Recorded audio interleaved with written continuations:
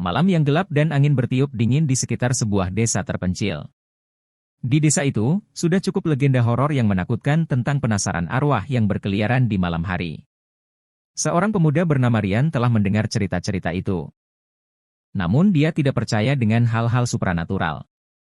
Dia menganggapnya hanya mitos dan legenda belaka. Namun, malam itu dia akan mendapatkan pengalaman yang akan mengubah pandangannya selamanya.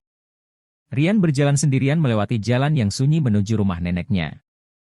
Tiba-tiba dia merasakan sesuatu yang aneh, ada kehadiran yang tidak wajar di sekitarnya. Dia meraih teleponnya untuk menghubungi seseorang, tapi tidak ada sinyal. Dalam kepanikan, Rian berlari menuju rumah neneknya. Saat dia membuka pintu, dia merasa ada seseorang yang mengintip dari balik jendela.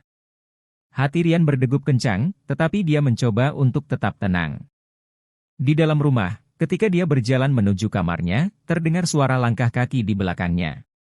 Dia berbalik, namun tidak ada siapapun di sana. Hanya sepi yang menyertainya. Tak lama kemudian, lampu di rumah itu mulai berkedip-kedip. Rian tahu ada yang tidak beres. Dia melihat bayangan misterius bergerak cepat melintas di depan matanya. Perasaannya campur aduk di antara ketakutan dan kebingungan. Panas dingin merambat di seluruh tubuh Rian ketika dia berjalan menuju kamar neneknya. Tiba-tiba, pintu kamarnya terbuka dengan sendirinya. Suasana semakin mencekam dengan kegelapan yang mengelilinginya. Rian dengan hati-hati masuk ke dalam kamar itu. Di dalam, dia melihat bayangan samar-samar dari sosok wanita berpakaian putih dengan rambut panjang yang terurai. Neneknya duduk di kursi, tetapi tampak tidak sadar akan kehadirannya.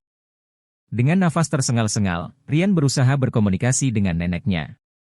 Namun, neneknya tidak memberikan respons apapun. Dia hanya diam dengan tatapan kosong. Tiba-tiba, langkah-langkah Rian terhenti oleh suara gemerisik di belakangnya. Dia memalingkan kepalanya dengan cepat, hanya untuk menemukan kegelapan yang tak berujung. Hatinya berdegup kencang saat ia merasakan adanya sesuatu yang mengawasi. Tanpa diduga, bayangan muncul di kegelapan dan mulai mendekat dengan perlahan.